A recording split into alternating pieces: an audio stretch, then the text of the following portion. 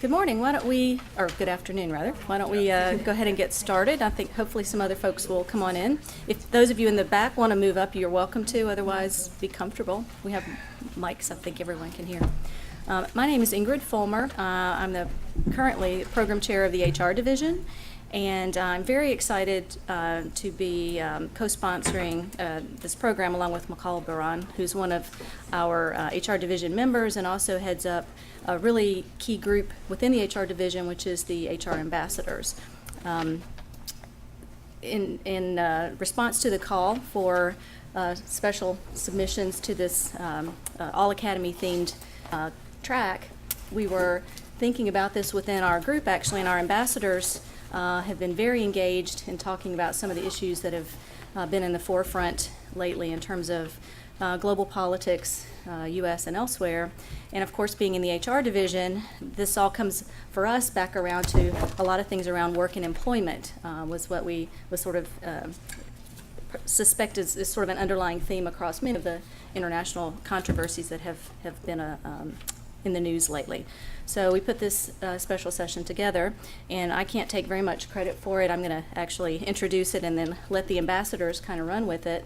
But I do want to introduce our speakers, our panelists, and our discussants, and then I'll give a little bit of an overview, and I'm going to then pass it on to Michal, who will give some background about the ambassadors for those of you who aren't familiar, and then we'll get on into the program.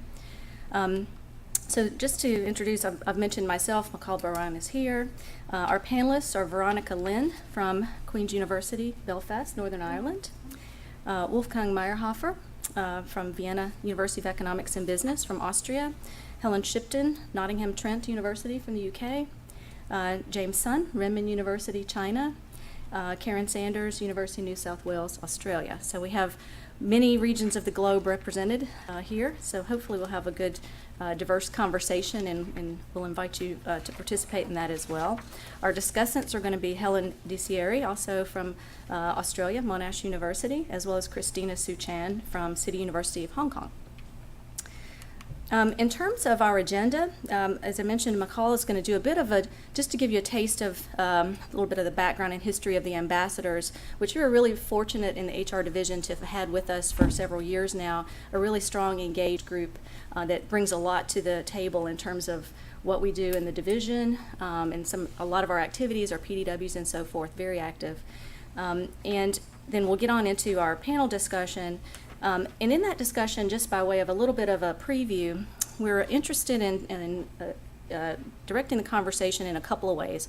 First is talking about, we have asked each of our panelists to bring examples of issues related to work, immigration, mobility, tensions that have arising in different countries, different regions of the world. Some of these you may be familiar with, some less so. In our mind, in sort of thinking about this, a lot of these tensions are common across countries, and I think are underlying a lot of the various political things that are arising. And so we're going to have them talk a bit about what's going on in different countries, just to kind of get a lay of the land, and then talk also a bit about how organizations are responding to them in terms of potentially HR related issues, as well as how organizations are or perhaps should be responding in terms of pushing back or addressing this from a standpoint of legislation and things like that in those particular contexts. And then we're going to open up the discussion, and Helen's going to moderate that, more of an open town hall kind of format, to kind of get your thoughts about this, and feel free to engage with our panelists at that point. So at this point, I'm going to pass the clicker on to Michal and let her give you a little bit of background about the ambassadors, so you know what a nice treat you're in for. Thank you. Thank you, Ingrid. The HR Division Ambassador Program was launched in 2008. John Hollenbeck back then was the chair of the HR Division, and he set the Ambassador Program under the umbrella of the International Committee. The goal, as you can see, the goal of the Ambassador Program is to have international members become more engaged.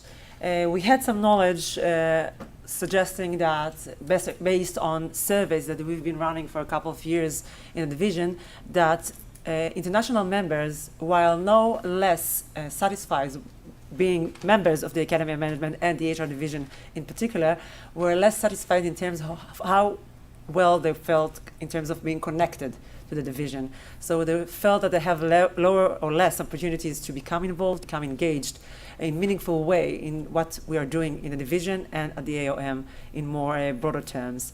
And this is a critical issue because if you look at the figures, we can tell for sure now that in the very near future there will be more members at the Academy of Management and the HR division that are coming from outside of North America, outside of the United States, than from within the United States. So this is an issue that we need to tackle as soon as possible, making our international members more involved, feeling more at home at the Academy, and being involved in meaningful ways. As I said, the key goals of the ambassador program is to make people from international places outside of the United States feeling more involved, having more opportunities to do specific roles within the division. We currently have 78 ambassadors coming from 58 countries. We're still looking for people to join us, and as the division, the Academy of Management has members from 118, so we're still lagging behind in terms of our ability to be a representative of the entire world, the entire globe. So in case anyone here in the audience knows of countries from where we do not have representatives yet, please approach me any time during this session or afterwards, of course. We have a website for the ambassador program where you can see where we have already representatives and also where we are not yet in place. So whenever you are able to nominate someone, just do let me know. I just want to wrap up by saying one last thing. 2 days ago, we held a PDW that was designed to show the ambassador program as a portfolio to engaging international members. In that PDW, we brought together members from people from five divisions and interest groups where they describe their own measures taken to include their international members following the ambassador program. So I'm happily saying that I think, and the thing that you see here, I think is also a vivid evidence that the ambassador program has been able to achieve quite significant things around the academy in a broader term rather than only in the HR division.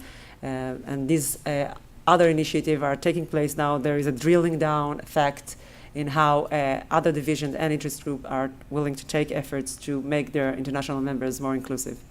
So thank you, and I'm handing it over to Christina. Thank you, Christina. All right. Yes, thank you so much. And I guess in terms of how we're going to go about it, one of the things that I'd suggested that we talk about, and I don't know if you guys have prepared slides or anything, but one of the things that I thought about in terms of the global political movement and so on is, this is just something I've talked about with my colleagues and so on, is the fact that what we're seeing is really a reaction. The changes in immigration policy, for example, it's really a reaction to very profound changes in work. So, for example, with shutting down of immigration or changes in immigration policies with the Trump administration here in the United States, the vote for Brexit in the United Kingdom, perhaps it's not so much a political movement, but more of the fact that the way we are doing work is changing back to the way it was prior to the 20th century. And I read an article on one of the UK websites that said that our jobs that have historically, our jobs in the 20th century, so the 1900s and forward, where we are employed one job in one organization, lifetime employment, that is a fairly new phenomenon. And what might be happening is that we are going back towards jobs prior to the 20th century, where today it's really considered a gig kind of economy. So I thought maybe the panel can have a discussion around that issue. Do you see, for example, in your own regions, that these responses from these political responses, is it because of the way work is changing, that it's no longer one job and one organization for the rest of our lives, but it's really multiple jobs in multiple organizations, and that's something that is what's causing the shift in politics. So any members of the panel want to talk about that? Yes, I think I will start with some stats about what happens in the UK after the Brexit, and then Helen will take over discussing some of the implications for example, the gig economy. Yes, yeah. Yeah. So I have did some search on the website, and one of the figures is that after the Brexit, so just in the year 2016, 117,000 EU nationals have left the UK, which is a 36% increase on 2015. And a recent Deloitte report says that 47% of highly skilled EU 27 workers in the UK are considering leaving over the next 5 years. So this apparently is going to have important implications for the labor market in the UK, which would also probably influence the form of the contract and the form of works for the people who stay in the UK. And another figure which relates to the hate crime after the Brexit is that there are more than 3,000 allegations of hate crimes were made to the UK police in the week before and the week after the 23rd June referendum, so which is a year-on-year increase of 42%. So these figures are alarming. And at the workplace, people, especially the foreign workers, have reported that they have received, they have been racially abused after the EU referendum. So, which is another, something that is very negative. At least the immigrant workers doesn't want to say.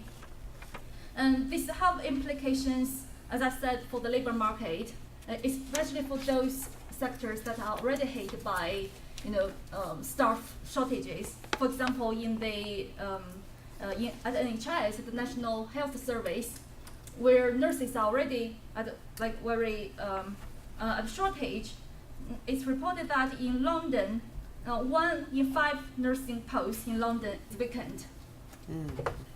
And this is equivalent to 17% of all registered nursing posts in the region, and it's a rise of 6% since 2013. So this is what happened, just about 1 year, 1 year or so after the referendum. Right, right. So certainly labor shortages in certain jobs that are projected. Considering that the Brexit hasn't really fully unfolded, and the So they're negotiations have anticipating just, what's going to happen. Yeah. Yeah. I mean, just following on from Veronica's comments, and thank you, Christina, for your introduction and highlighting some of these themes. It seems as if we are in a time of sort of real flux, and these developments that we're seeing in the UK are reflecting some of the wider factors going on in the world economy and in terms of changing nature of jobs. I suppose when we're discussing about these things, the thing I personally find difficult but needs to be said is that actually 52% of the British population voted for Brexit. That's where we are, and of course what led to that is a big question, and we could indeed take the entire conference to reflect lots of those factors. But people have admitted openly that a big factor for them was about immigration. The irony of that, of course, is that going forward and through the protracted and lengthy sort of negotiation processes, in order to kind of achieve some kind of arrangement for trade, will inevitably have an element of movement of people. So I don't understand the thinking people have, but I do feel people didn't understand actually when they made that vote what some implications would be. But coming back to your point, Christina, regarding the changing nature of work, I think there are a number of points that are quite important and actually have implications for us as HR scholars. I think certainly the increasing insecurity of jobs and the the alternative work practices which have come to the forefront have potentially been a driver for some of these concerns and insecurities. But I also think that what we see, particularly in the UK, but I think this is reflected elsewhere as well, is that we are seeing more use made of those kind of flexible, contingent type of work practices, and likelihood is that trend will carry on. We have got deep uncertainty in the political landscape, and what we know is that when we have that uncertainty, organisations tend to respond probably more conservatively than they would if they felt more kind of confident and vibrant about the future. So probably in that scenario, there's going to be efforts to be embracing more of these contingent work practices going forward. And what we've seen in the UK is that we have actually, the economy has actually been going quite well. And I think that's probably going to be more of a problem going forward. And part of that has been to do with flexibility as far as the organisation is concerned, but the implications for the individuals on the receiving end of flexible work practices might not be actually all that beneficial for those individuals concerned. What we have in the UK is quite a high proportion of self-employed. We have something like 15% of the workforce who are employed in who are self-employed. It's higher than for most G7 countries. We are also seeing, as we are across the world, in US and Australia, and I'm sure elsewhere in Europe and further afield in China, we're seeing much more emphasis now on gig economy. And I think that's actually covers so many different sectors, and we've got the creativity, and we've got the IT people, and we've got others who are doing more kind of routine and mundane tasks. What I think is interesting about all this for our organisations is how do we actually apply the research and theories and our understanding of what makes people, drives people and gets the best from people, how do we apply those theories for these alternative work practices? So if you have a growing group of people who are contractors, who might actually and often are doing exactly the same work as somebody on a full-time contract, are they going to be motivated in the same way? How do organisations manage the performance of those kind of people? How do we facilitate knowledge sharing amongst those people? And what is the effect of contingent workforce, particularly contractors, on our existing full-time employees? And I think these are really important questions, and they're only starting to be teased out now, because actually our models of how organisations work and our model in HR, in our general way of understanding the dynamics of the workplace is premised on a full-time, more or less secure employment contract. So I think we're moving into a very different terrain, and I think that's very much the case in the UK, and it has, I think, been escalated by Brexit. I think that trend will continue. Whilst it may have actually triggered Brexit, it's not going to go away. In fact, I can see it moving more in that direction. So for us as organisational scholars, and I don't know how many people were fortunate enough to hear the wonderful presidential speech we had earlier today by Anita, and she was really highlighting, that we as organisational scholars are really, it's really important that we do highlight the best managerial practice. And actually, for the best managerial practice for contingent workers might be very different relative to the full-time, traditional 9-to-5 people who are, the basis that we've used for many of our theories up to now. So those are some of the challenges, I think, that that are affecting us and deserve further reflection and thought. So Karen, would you want to add to that, or do you see a different perspective from Australia? I think there's some similarity and there are some differences. So I'd like to talk a little bit more of Australia and what is happening in Australia at the moment. And I think some people can help me have experience of Australia. Veronica, Helen, Ingrid. So a little bit about Australia, and I think maybe many of you know, but Australia is really diverse. It has a diverse indigenous population, it has a British colonial past, and it has extensive immigration from many different countries. So if you have a look at Australia, I think it's one of the most diverse countries in the world, because there at least 43% of the population have at least one parent who was born overseas, and in general, and of course you can help for Australia as well, I apologize. There are 200 languages in Australia, so it's really diverse.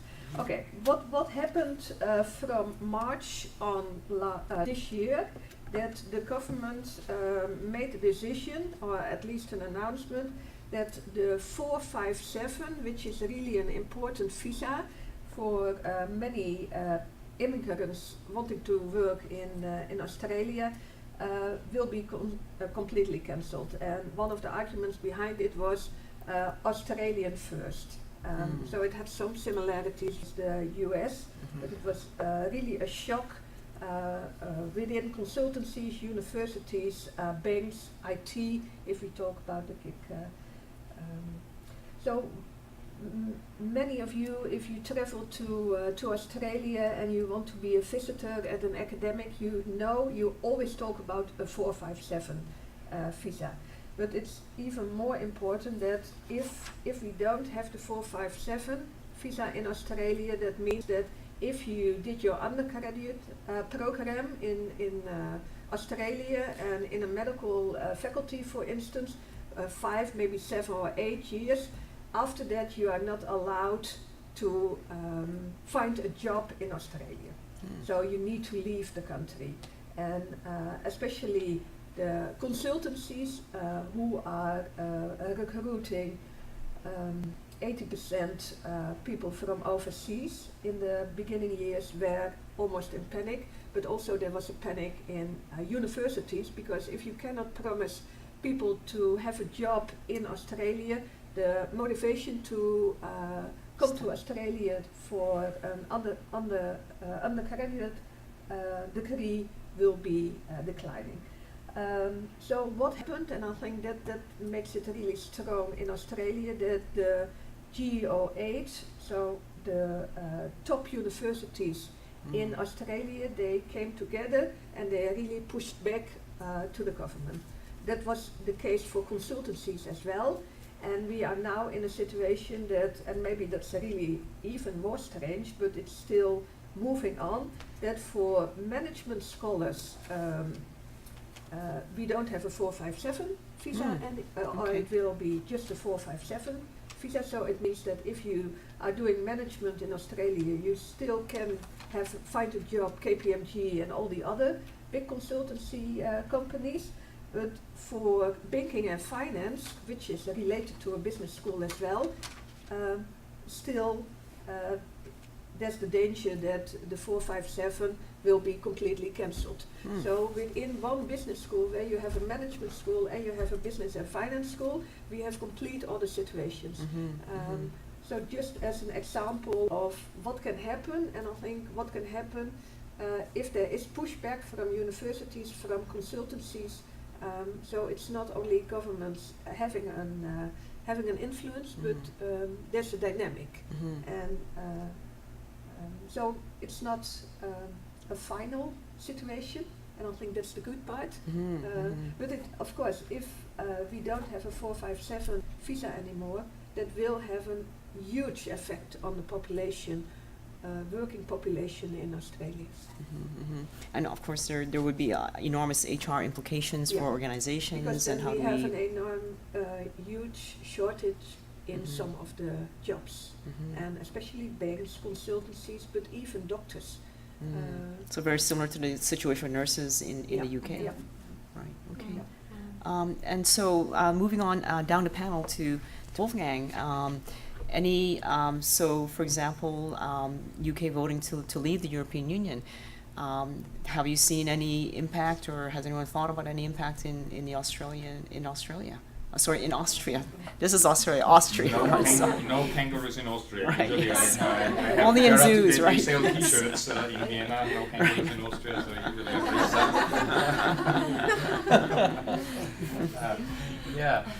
I think picking up on that and also maybe enlarging a little bit and talking about Austria and Germany, maybe a little bit Switzerland, so the German language Right, area, yeah, I think, right, in okay. a broader sense, maybe with a few examples of Austria, I think. It's very, very good that you point out Brexit, because I don't think we can understand what's currently going on in terms of the whole workplace situation, labor market policies, without understanding the broader political picture that continental Europe and especially the German language area is in. I mean, if you look at the political situation, because that determines also the kind of the business outlook and with the optimism. I mean, we have Brexit in a time which will kind of is probably the worst time to make such a decision, because it kind of binds a lot of energy of the European Union how to deal with that. And at the same time, you have, I don't know, 1,300 kilometers as the bee flies away from Vienna is the Crimea. You see that? I mean, that's around the corner. You know, Right. see? I mean, then you have the situation in Turkey with where things are going on where you say you're scratching your head, and Turkey is still in kind of entry talks with the European Union. Then you have the developments in Poland, where a lot of people would say, what does that kind of, what is that foreboding of, what does that announce? I recently read an analysis which I thought was quite clever, because they said, is there any historical era with which we can, the current situation can be compared to? And what they came up with was the situation in continental Europe in the 1920s, in the Weimar Republic, as we say, right. which where we had functioning democratic structures, but a lot of political movements, and we know where that led to, were kind of undermining this. So I think if you look at the surface, yeah, I mean, difficult times in a way, but if you kind of look a little bit deeper, I think there are very, very fundamental things going on at the moment. So that's the canvas against which we kind of have to see that. Having said that, I think there are at least 2 or 3 major developments in terms of employment policies or work-related, HR-related things. The first thing is especially Germany and Austria are in a process of deregulation in terms of labor laws, in terms of the role of trade unions. So things that in the UK have been there for a long time, but I mean the starting point for Germany and Austria is very different. So that creates a situation, especially for the workforce, where one is not sure kind of what's going to happen next. You see, you have in Germany, you have so-called €1 jobs, which is a little bit misleading, but so they don't really work for €1, but that is, I think, a good signal for that, or a symbol for what is going on. So this whole deregulation, I think, is one thing. The second thing, which I think in the long run will have a super profound effect both on Germany and Austria, is the growing multicultural composition of the workforce. For instance, in Vienna, more than 50% of the kids going to school between 6 and 14, more than 50, not 15, 50% do not have German as their daily language of conversation. I mean, that's interesting, you see, because you would say, is that the typical Viennese growing up here? yeah, the typical Viennese of the future, but not of the past. What does that say about how we kind of recruit, how we kind of deal with each other? I mean, this is far from what you would think of as a traditional, very kind of coherent workforce. And I'm not saying that's a bad thing, but I'm saying this is a change wave that we are not really aware of yet.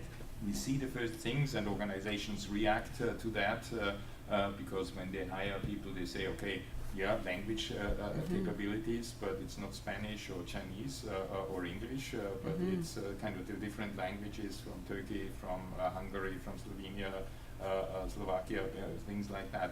So there is a very big change there. So I think the organizations, and coming back to the HR thing, I think all the standard instruments that we have to put under scrutiny and say, will they work under these new circumstances that we can see.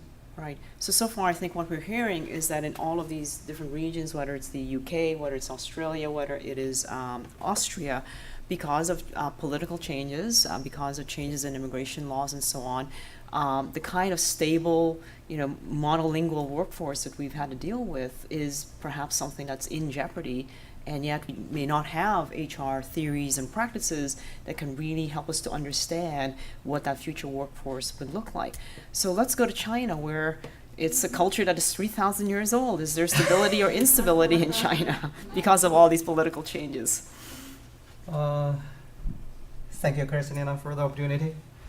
It's very difficult to describe the situation there. Karen mentioned that the diversity in Australia. China is much more probably diversified in terms of the language, the culture, the conventions, the weather, almost everything. If you notice that there's a Columbia guy who published a paper in Economics, Journal of Economics or something, coined the term rice culture and wheat culture. Because the Yangtze River is in the middle of the country, divided in China into two parts. So usually when we say a southern part or northern part, it's based on the Yangtze River. It's the northern part, and the southern part is basically rice culture, which means more flexible,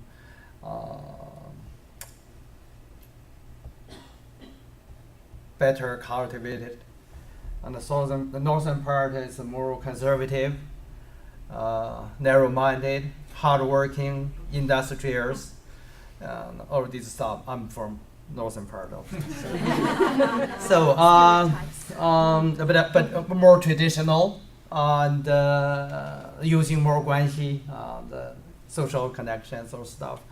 So in terms of the influence of the internationalization or globalization, what I see based on my observation is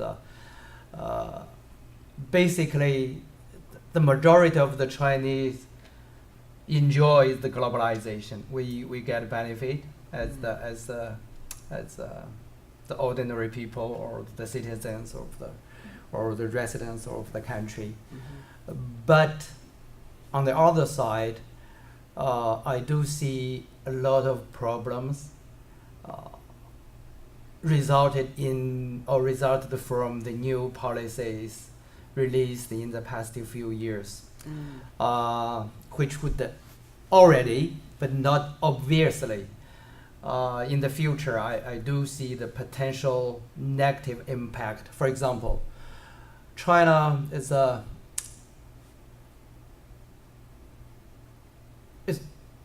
deadly lack of talented people in many ways, professionals, executives, leadership. And the McKinsey did a survey in China and announced that 90% of the university graduates are not usable. In China? In China. Now, what do they mean by usable? Not employable. They are not ready. Right, okay. For any existing jobs or professions or whatever. And we produce every year more than 6 million graduates. It's a 4-year, much more above 4-year degree. And last year, 2016, 9 million university graduates go to the labor market, the job market. And the government, the stupid central government, launched a couple of plans, projects, try to attract these talented people from all over the world. The most famous plan was called 1,000 Talent Plan. Those who are a couple of criteria there, which the whole country would introduce 1,000 talented people, not necessarily overseas Chinese, including you guys, because you would be more preferable, preferred with a white face or black face. And you get 1 million renminbi annually for 3 consecutive years, giving you work for 6 months in China. And what's the average renminbi per Chinese worker? My income totally from Renmin University. Renmin University is the top university, absolutely among top 10, among 2000 or something. I get 200,000 renminbi for the whole year. So 5 times the salary to attract foreign. 6 months Right. without Okay. much teaching, So, not okay. the same workload or teaching Right. assignment, and as long as you can publish like a JOB or hopefully AMG or JAP, one piece. And then later on they published, they launched another 1,000 young talents. You can get 500,000 renminbi. That's about 100,000 US dollars.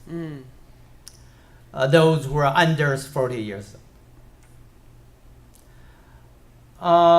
They bring in expertise, no problem. They bring in professionalism, but at the same time, they increased actually the tension among colleagues. Like the assistant professor, the PhD from Rutgers, from Adelaide or Australia.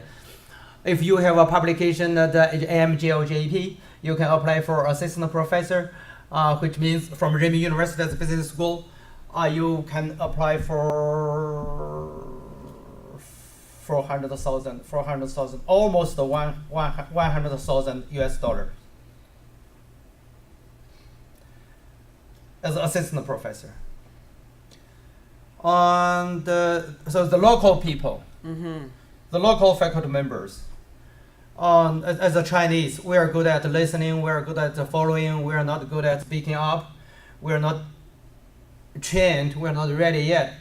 So there's no democracy, there's no egalitarian. So everything that's launched, released by the government, we just follow. But that doesn't mean that we don't have complaining. We don't have dissatisfaction. As human beings, we feel like that's the inequality there.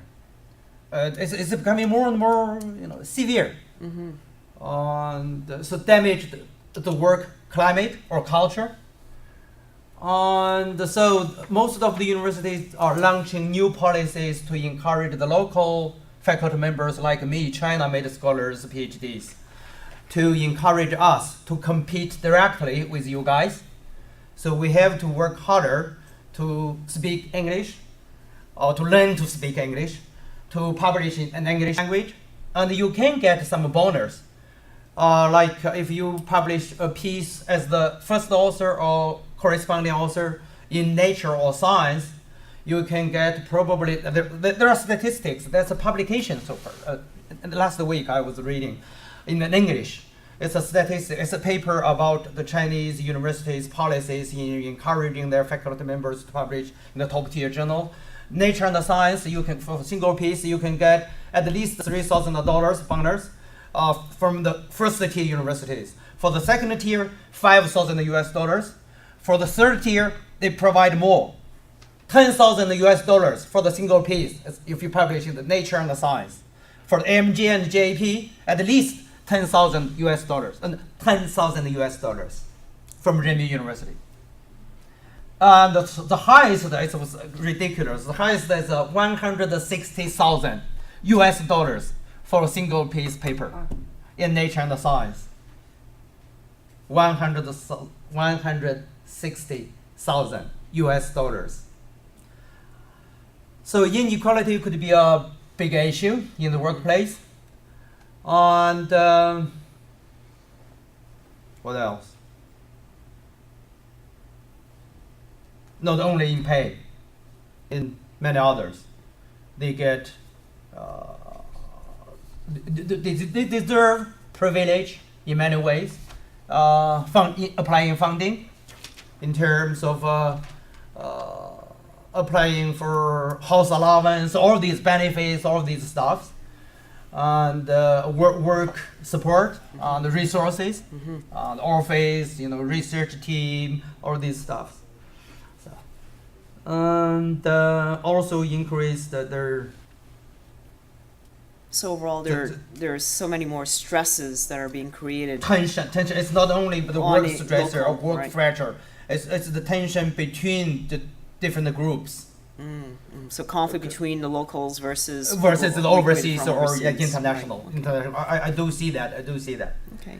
Not to say even in for the blue collar workers, China doesn't provide qualified or professional housekeepers or bonds. So statistically there are more than 50,000 Philippine bonds right now working in China. Half of them probably without a work visa.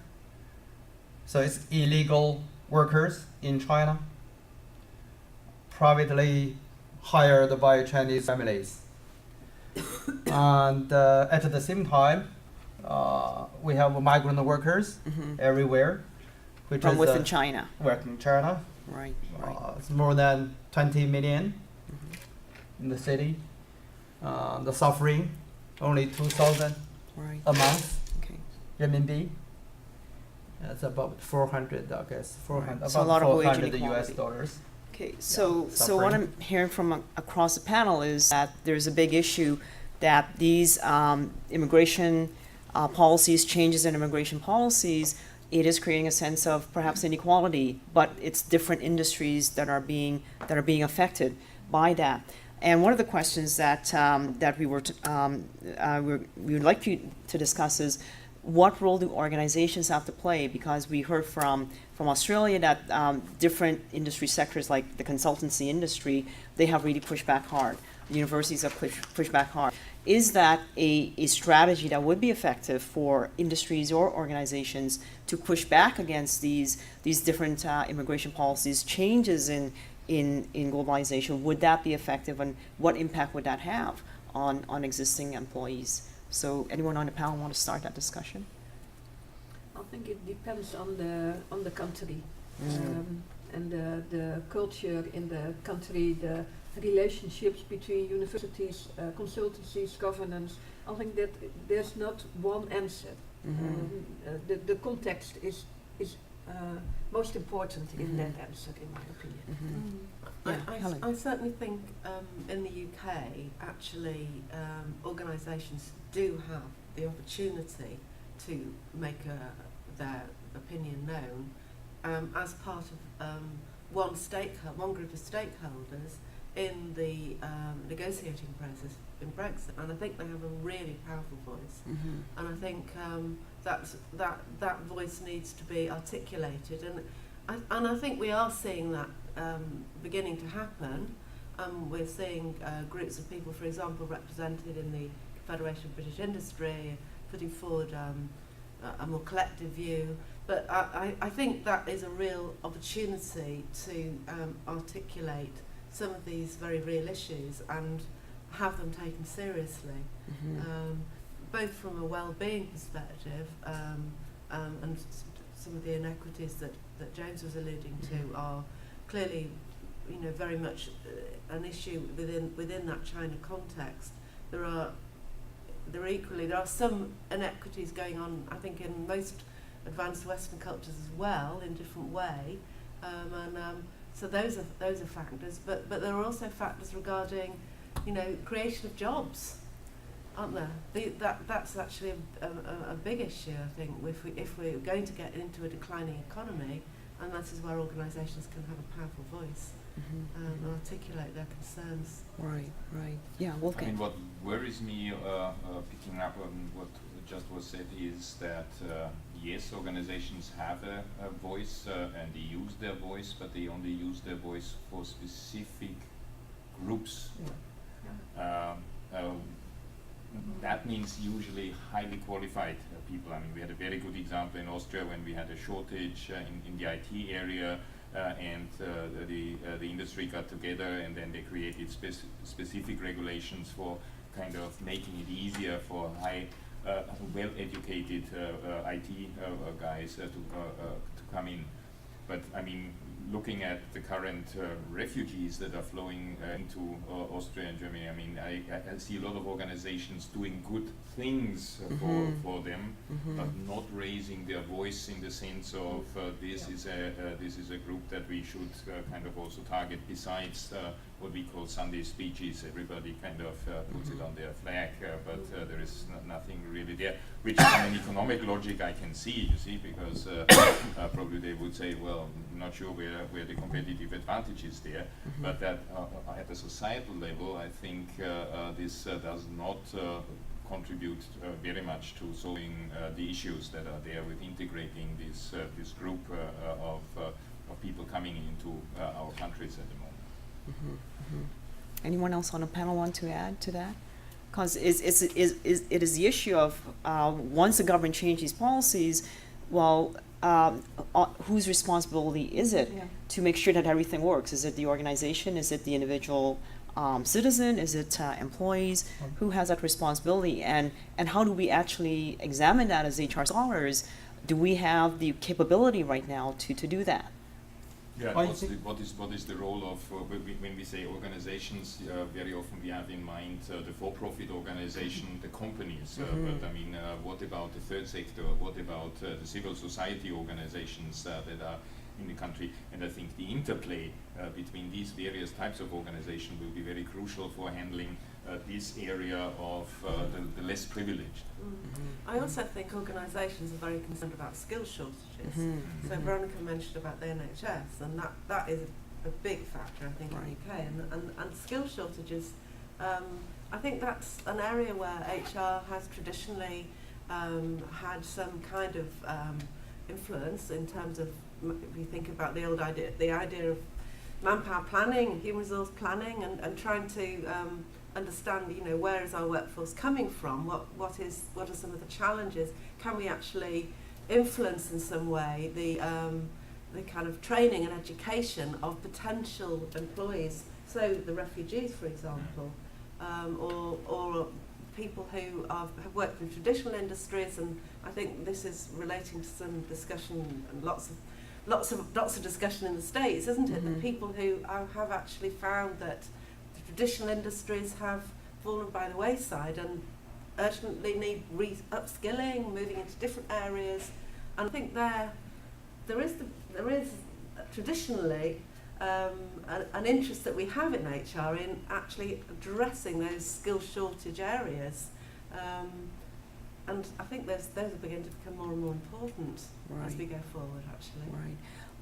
Do you see, anyone in the panel can answer this question, are there opportunities for research in areas that that did not exist before because of all of these changes in labor mobility across borders?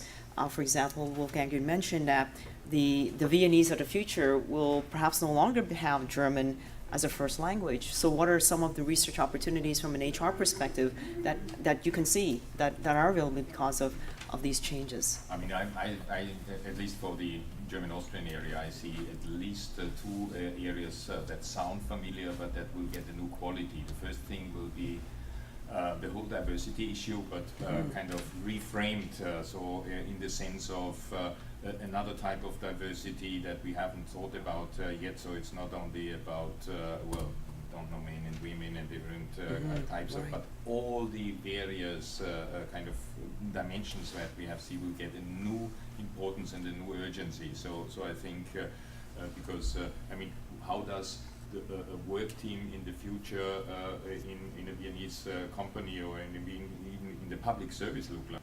See, I mean, what is the effect there? So I think this is the first thing, and the second thing is, I think, related to the whole role of identity, personal identity, and what effects do different types of makeup of these personal identities have for things like work motivation, for things like performance, for things like commitment, and I think we're going to see some very interesting questions there, because we will see people working side by side with a completely different makeup of their background that we, at least in the German language area, haven't seen before. Right. Okay. Helen? I think I had a really interesting conversation with someone in one of the events, the PDWs earlier on. I think it was yesterday. Was that yesterday? It's been a long conference already. Yeah, so much has happened. And this person was from Cisco, and she was explaining how she had been talking to various companies in the region, and I forget which area of the States she was actually from, but she picked up this very strong need for support and training for people from the different industries in the States. Okay. And she had really done a lot of work in actually bringing together various collaborators around the States who wanted to kind of support and help to upskill this group, and was working towards a big research project with funding, and was very much encouraged by the panel for that event to actually apply for SHRIM and the Society for Human Resource Management as an upskilling kind of research project that would actually help tackle that area of need. And it seemed absolutely really a useful idea, an important one, where, you know, actually HR can release some of our understanding about learning and training and how to make that an effective process in order to target that particular disadvantaged group, actually. Right. Karen, since you're so anxious to... Maybe a complete other example, what is at least in Australia relevant, and I assume in more countries, what we see for consultancies, because we have such a diverse student population, and many people from China and Korea, the Asian students, they want to stay in Australia. Consultancies are really eager to recruit those people, and you see that in, for instance, KPMG, in the first year they have 80% of the new the new hires are people from China and are from Korea, Asia in general. But the most important question, and that is an HR question, and that's related to the bamboo effect, why are all those Asian students are the high achievers, high performance during the study in the university, but why don't they make it to the top? If we talk about seniors, KPMG, no Asian people. So in the first 5 years, when KPMG is moving from in Sydney only 2,500 to 5, because it's really if you are not successful, you are out. Why is it that in 5 years that from 80% to only white, sometimes male, and I think that is an issue and a question for HR what we should pick up as well. Right. Yeah, that's a great suggestion. Is it? Can we look at this in a traditional way, which is from a biased stereotype perspective, or do we need a completely different explanation for what's going on? And that's an area to be explored. And that is relevant, in my opinion, how you define diversity. Yes. Do we expect that all those people from all those Asian countries. And by the way, it's not the case for India, for instance. They make it to the top, but for some of the Asian countries, they just don't make it to the top. Right. Is it because we expect that all those people will be more or less the white male examples and mimic their attitudes and their way of do we really value diversity and do we value that people are different and that they have an added value? Right. And in many consultancies, at least that's now more they realize that maybe they expect from everyone that it is one example, one stereotype they want to have all people in that role model. And I think that is a really good discussion what should be led by HR. Right, right.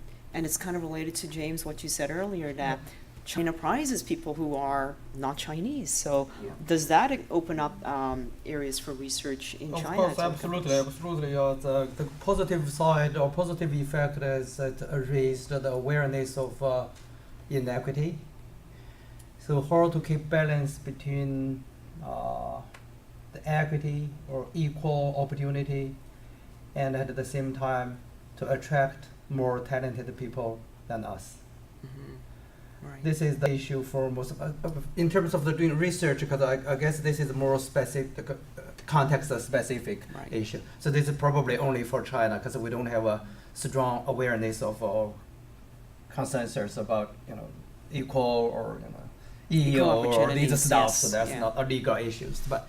It raised the awareness. The whole society pay attention to or becoming interested, or we realize that this is the issue that we have to, in terms of the discrepancy, in terms of the discrimination. And like the university, top universities announced, we don't hire local PhD. Peking U, Tsinghua U, Renmin U. So most of my PhD are suffering. Very qualified, excellent statistics, not good English, those good English here. The US, studying in the the second US. tier in the UK, the third tier, Australia, New Zealand. So we are So- producing the PhDs in China, because we are the number one PhD producers, China at this moment, more than US. I don't remember specifically the number, but most of the PhD graduates are suffering in finding a Jobs. job. If there are some second tier or third tier universities, not necessarily remote, but the second tier cities or third tier cities, but the discrepancy, the unbalanced development resulted in the resources, the research opportunities, the fundings, all these stuff. So, and this could be the research opportunity to develop human resource policies or practices or system to at the same time we can attract the talented people like you, Peter. You're retired, and then you can be hired by Chinese university as a part-time or full-time. Then, and at the same time we can still motivate the local people. Right. So you're On the suggesting- basis of the equal opportunity or the same pay level. It's Right. not because of So you HR, speak English or HR has a role employer. to make organizations aware that there is this discrimination that's going on. One last word to Veronica, and then we'll turn it over to the Just audience. trying to echo the point of James, and we must keep in mind that the Brexit vote in the UK actually also driven by the uneven impact of globalization on the different areas, like the people in Midlands and north of England, where deindustrialization struck hardest. Actually, they voted to leave, while people Right. in London, who are open and actually benefiting from the globalization, they voted to remain. So we have to realize that people, who are highly skilled or privileged to good educations, actually, they have benefited from globalization. And actually, same in the organization. So what can organizations do? We know that there is a huge pay disparity between the high-skilled workers and also low-skilled workers, and also the pay disparity between CEOs, executives, and the employees. So what can organizations do to tackle this kind of huge disparity Exactly. between different groups of, Mhm. of people. I Mhm. think And, it- and different yeah. regions of the same country. And Oh. also, are they morally obliged to do this? Mm. Or would this damage their competitiveness? Mhm. Yeah, these I are think all that those questions. are really important points, and actually, it brings back to the discussion we were saying earlier on about those people who have not benefited from globalisation, the people who are actually impoverished in some regions, are those who are doing much more insecure jobs and who have much more contingent work contracts. Mhm. So I think we need to understand more about how we can actually support people in that kind of work. Right, and perhaps just relationship. doing just a bit, going back to the basics and understanding how do people feel about all of these Yes. changes in immigration policies, about the perceived inequity. Yes. Why do they feel this perceived inequity? Well, I think so, and I think generally people, and there's some interesting research out just showing that actually people generally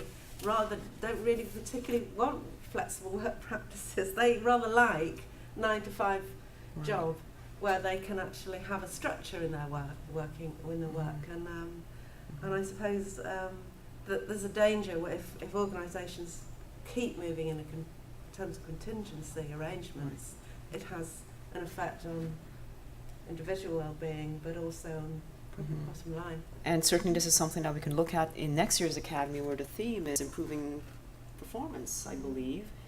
Looking from it, from the perspective of Different well-being and inequality. So maybe the panel can get together and put together a PDW or a session or a symposium on that. And I know there's a question from the audience, and this is the perfect time for me to hand it over to Helen.